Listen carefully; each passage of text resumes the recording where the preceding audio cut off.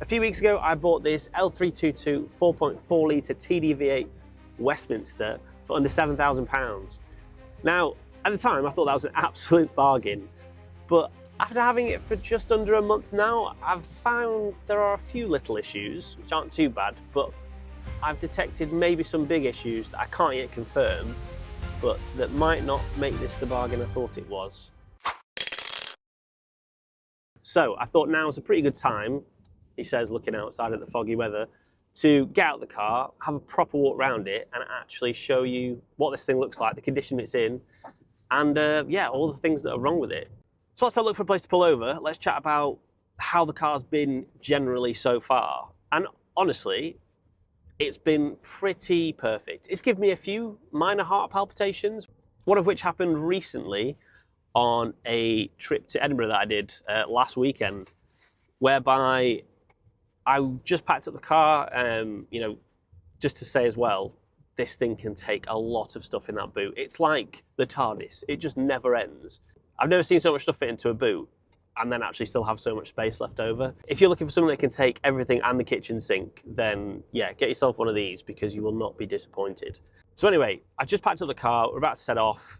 We're a little bit late, so the missus was a bit on edge, and I was bearing the brunt of that stick. We were probably about 15 minutes into the journey when I got this bong, and it just said DPF full. I'm not gonna lie, my heart absolutely sank, because not only were we late, there was just a shed load of traffic on the roads, and I think the journey was forecast to take us an extra hour more so than it normally does. So not ideal. Thankfully though, after pulling over and doing a bit of Googling, it was just the yellow warning that I had, and from what I understood, it just needed a proper runoff to run the DPF regen cycle, which it probably did after about, I think, 15 minutes on the motorway. So, you know, that was a proper relief. But yeah, minor heart attack suffered there. So yeah, thanks for that. But honestly, apart from that, it did the journey perfectly. It got us there comfortably, quietly, and you know, the weather wasn't fantastic. So it was really good to kind of be in this car. It just gave me a lot of confidence and comfort for that journey. And yeah, it didn't worry me once. And even better, the fuel economy really surprised me. So I think it's about I think it's a 500 or 600 mile journey. Sorry, again, this road is awful. Yeah, it's about a 500 or 600 mile journey, and a lot of it's motorways, but probably about a third of it is A roads that are windy, can be a lot of braking, etc. It still managed 36 mpg, which for a 4.4 litre TD V8, I thought it was absolutely fantastic. So yeah, for long journeys, really good. And to be honest, I reckon you could eke out a bit more mpg on that if you were really captain cautious. I was definitely just doing 70 all the way. Yeah, definitely. So I guess that's been errors and warnings. That's all we've had, thankfully. Touch wood. It's not wood, it's plastic. That's all we've had from that. As far as things that don't work on the interior that I've noticed, or that are a bit finicky, the blower motor / fan. So when I actually got this car, one of the ways I was able to negotiate a little bit off is the blowers just did not work. Now, I knew that was either going to be a free / 50p fix, and it was going to be a fuse, or it was probably going to be the actual fan unit, which we understand isn't actually an expensive part, but it's an absolute pig to fit. It's a proper dashboard out job. So I took a bit of a gamble with that one. Anyway, I got it home, and the first thing I did was just unplug / clean every fuse that I could find that related to the fans, and they work. One caveat to that though is, for some reason when it's very cold, if I start up the car and I just put it on max AC, and to get the fans really going hard, it goes and then it drops off, so it's like a but oh my god, for some reason it just really struggles to blow max when it's cold. After it warms up for a while, i.e. now, I'll just do it. There's a massive pothole here that's going to ruin everything. It does it absolutely fine. Consistent, no issues there whatsoever. So it's only when it's cold, so I don't know if it's just a sticky fan or something. But yeah, that can be a little bit irritating. But I've also found as well that when you use the preheat function on the little remote, which is, for anyone who doesn't know, is this little thing. here. If you preheat the car, it doesn't cause an issue. It doesn't have a problem. So I think that's potentially also down to it just being cold and a bit sticky. Not sure. But yeah, it's a first world problem. Is it a little bit annoying? Yes. Can I live with it as it is? 100%. You know, the auto function works. No problems there. It's just a bit like, come on, just please work. But yeah, apart from that, it's, you know, it's fine. What else do we have? Does this count as interior? I think it probably does. My reversing dip function on my passenger mirror does not seem to work. As well as that, they don't fold in. So yeah, not sure why that is. I did check to see if that was standard on the L322, that they do fold in and that there is a reversing dip function. Apparently it is, and I do have a reversing dip function, which I'm really struggling to say, option on, I guess, the trip menu. So yeah, I think that's faulty. But again, is it something I'm that bothered about? No. I actually find this car really easy to reverse because it's so high up. I can just look and see the lines or what I'm trying to avoid anyway. And I also find reversing dip quite annoying sometimes because I don't necessarily want to look at the floor all the time, but you're kind of forced to. So yeah. So yeah, those don't work for some reason. Again, not the end of the world, and it's probably not something I'm going to repair straight away. It'll be a gradual thing. What else is there? I feel like I'm scraping the barrel for the interior because the interior is actually pretty fine. What else do we have? This is proper picky. So, as most people who've got these cars will know, and if you don't have one, they have like dual glove boxes. So if I click this, you have one here. You won't be able to see it. It's here at the top. Then if I click and if I click the button at the bottom, then an actual proper glove box opens. For some reason, when I click mine, they open, but they're very sticky. I think that's right for the top one, but my glove box at the bottom just kind of drops ever so slightly, like a little ooh. Oh, and it's slowly coming down. But yeah, that's, again, an easy fix. That's probably it for the interior faults, if I'm honest. I'm very lucky in that there's not a lot. The interior itself is actually really good nick. It's quite dirty now, so I do apologise when I do the walk around that, you know, it will look a bit mucky. That's just purely from this recent trip to Edinburgh and the fact that the weather's been quite rubbish and there's just been no point in cleaning it because it just gets filthy as soon as you're in it. So the interior is good, apart from a few little quirks, and it does drive really well. There's no knocking, there's nothing, you know, it was really good on that trip to Edinburgh, and it can obviously do long, sustained driving, which is all really good. So what's the issue? Well, I've noticed that the coolant level in this car seems to reduce a little bit, which ordinarily I wouldn't be too bothered about because, you know, seeing a small coolant leak, it's probably a hose somewhere. But I can't seem to detect a leak, whether it's on the floor, underneath it, or whatever, which is obviously then more of a worry, is it being eaten by the engine. Thankfully, I've not been able to see any milkiness on the oil cap, and I've not even seen any condensation there. So that is playing on my mind a little bit. You know, it could just be a simple fix, and when it goes in for this service in February, I'm going to get them to look at it, obviously, and mention it. They might just get the coolant pressurised and they'll be able to detect the leak straight away. But the fact I can't suss any of it myself is just making me slightly anxious. But then I have to remember that this thing is, you know, under £7,000, so it's going to have problems. From a quick Google, people seem to point either towards the oil cooler needing replacing, or I think even just some little O-rings, which is what we're having our fingers crossed for on some hoses. So yeah, I'll keep you up to date on that one, but obviously just making me a little bit nervous, but we'll see. Like I said with this car, when I bought it, I am fully aware these cost, you know, an arm and a leg to maintain. I'm by no means, you know, unaware of that, and I'm also, because I'm enjoying it that much, I'm happy to pay it. As long as it's not something that's cataclysmic and it takes the engine out, I'm more than happy to fix this car. I've just completely jinxed myself there, haven't I? Anyway, right, I've bored you enough to death with my ramblings, but yeah, those are the issues I have with the car so far, from the interior and driving wise. Let's pull over and have a quick look at the exterior. Quick interlude, guys. If you could do me a massive favour and hit that subscribe button, it'd be really appreciated. Only 1% of you subscribed so far, and that makes the Range Rover really sad. So yeah, to keep her happy, please subscribe. But yeah, honestly, if you could do that'd be really appreciated. And on a serious note, yeah, the more people who subscribe, the more I can justify doing these videos and not having to argue with the missus as to why I disappear off for hours and hours with no real explanation. So yeah. Right, we're outside. I was hoping for slightly better weather, guys, but unfortunately the gods are against us. But still able to see the car, which is good, and it's not absolutely chucking it down. So we'll take that as a win. Anyway, front end's pretty decent. Like I said, it is pretty mucky at the moment, but that's down to the recent journey we did to Scotland. But I'll get it all nice and tidy when the weather decides to behave a little bit more. Everything else up front is decent and good. Sensors work. I'd probably say the headlights need a little bit of a buff and polish just to get rid of some of the yellowness that comes with sun exposure and age, but nothing too untoward there at all. I will pop the bonnet in a minute. We can have a look at the engine because underneath it's actually pretty immaculate there. Wheels, I mentioned this in the last video.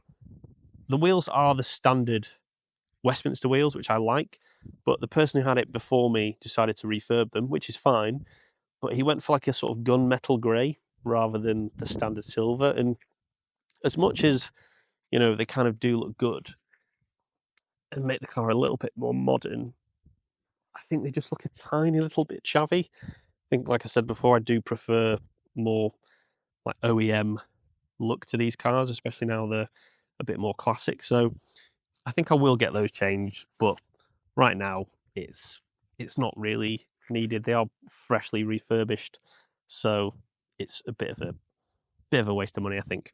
As for tyres, look, tyres are all good. They're running, I think it's Pirelli Scorpion Zeros, which probably aren't the tyres I'd choose. I'd want an all-weather tyre like a Verde or something on there. And I probably will look to get those replaced at some point when they need to. The rears are probably going to be done sooner than the fronts. I think either this one or the left-hand side is a little bit bald. Side steps are in really good nick. Absolutely solid, no rusting there whatsoever. There's no rust on the arches on any corner of this car. There's not even any rust on the sort of, get a bit closer, there's a little bit of trim coming off there. I mean, that looks like rust, but it's not, it's dirt. This is a really bad day to film this. Yeah, there's no rust whatsoever anywhere other than on the tailgate, like I said, which, you know, it's just one less thing to have to faff about and resolve. So yeah, that's what she looks like from the back. I think she looks incredibly good from the back. I think also whoever's had it before has decided to change the reverse lights on this. Those don't look original. I mean, I think they're ever so slightly different. I don't think the normal ones have that circle pattern, but they seem to work pretty well, so I'll probably just leave them. Let me know your comments on that one. Again, a lot of people seem to like these OEM and don't touch anything else. Yeah, decent on the other side. There's nothing really to talk about other than what we did before. I think, should we have a quick look at the boot? Tailgate wise, where is the rust? You can't even see it. I can't even see it. There is some somewhere. I think it's that dirty you can't actually see it. Where is it? This is embarrassing. It's definitely there. I've seen it. Anyway, there's a tiny, tiny bit, and you might be able to see it a bit better as we go up here. Apologies. Where is it? There we go. It's a little bit there. That doesn't even look that bad, but yeah, it's more wet than anything. I think it's on the other side. There you go. Ah, there she is. Yeah, a little bit of rust and a little bit of bubbling, therefore, on the surface, but it's not the end of the world. Now, this is probably a bit of an issue, is the actual tailgate itself. So, as you'll know, to get this down, you click this button. This is all obviously a little bit rusty as well, but it's really common. I've actually got replacements for these struts at home, so they're ready to install. I mean, this one's just decided to have a day off work completely. But yeah, they're literally going to be sorted pretty soon. I'm just going to make the camera a little bit wider. That's not wider. There you go. So you can actually see. So yeah, these are obviously just completely bushed and need replacing. I'll probably clean these as well, just make it overall a bit tidier. Yeah, there's a few things I want to get sorted on it to make it nicer and more presentable. Tailgate's actually probably a bit broken. So as you know, when closing the tailgate, it should just be a close and slam, and it does not work. So for the time being, I'm just tapping in that and on the other side, and then just closing it, which is not the best, but needs must at the moment. I'm not overly bothered. I've seen someone online who actually has taken all of this out and then just completely greased it up, bit WD-40 and made it work. I don't know why I just tried that because I know it doesn't work. It does sometimes though. So yeah, it's a bit temperamental, but yeah, that will get sorted. What do you think of my my non-JLR boot mat? Would really recommend this actually, this Brit part. Fits really well, really solid piece of kit. I think it ran me like 60 quid and it just keeps the whole back looking good. You might be wondering where the parcel shelf has gone. I just totally got rid of it. You know, these do have tinted windows, which I'm not that bothered about the rears. I think I'm quite happy leaving it as that, but the parcel shelf was doing my head in, especially when I was trying to fit a Christmas tree in here, because it just narrowed the whole thing. So I've now got this entire area to do what I want with it. So yeah, that's the boot. Again, the worst bit of the body is the tailgate and the boot. There's a bit of damage up here, but it's just from stuff knocking and whatnot. Nothing too concerning. Don't know if someone can help me, but I, for the life of me, cannot find these roof rack covers at all. They're not in the car, and I can't find replacements online. So if anyone can let me know where to get these from, that would be really appreciated. So yeah, that's the exterior. Not a huge amount to moan about, which is good. If you want, I'll quickly pop the bonnet open. We can have a look inside. I can also show you this naughty coolant. Yeah, let's have a quick look.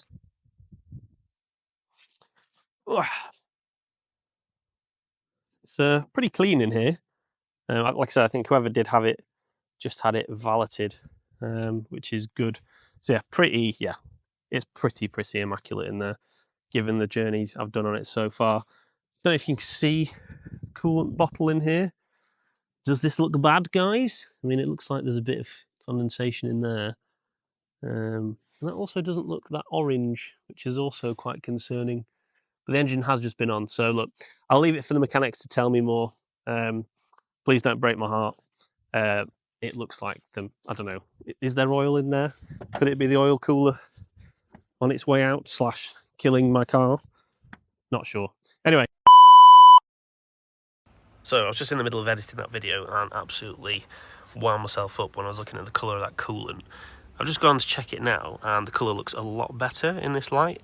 I think there's actually just a bit of a shade on the bottle that just doesn't look great in daylight, so not 100% sure what's going on there, but I'm a lot more comfortable seeing the colour that this is now, so maybe a bit of a panic about nothing. For those of you who are extremely keen-eyed, you'll notice that the coolant level's actually gone up since about 3 seconds ago in the video, and that's purely because I saw it had gone a little bit below the line and just thought I'd top it up. But yeah, the colour looked fine even before I topped it up, so yeah, not sure what's going on there. I think I was just being tricked by the light. Anyway, back to it. Less doom and gloom, let's have a look inside. So again, bear in mind it is quite dirty in here, but overall everything seems to be in pretty nice condition. Seats, look, you know, I've just had my bum on that for like the last hour, but they're clean, tidy, not too many marks on them.